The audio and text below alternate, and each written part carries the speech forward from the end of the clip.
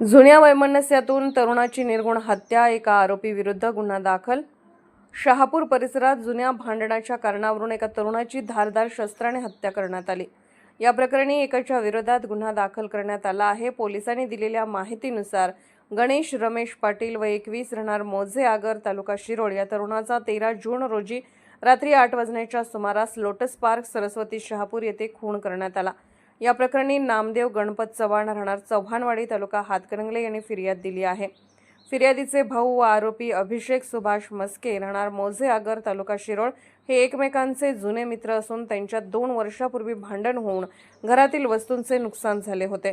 त्या जुन्या भांडणाच्या रागातूनच आरोपीने गणेश पाटील यांच्यावर धारदार शस्त्राने डोक्यावर व मानेला वार करून गंभीर जखमी केले।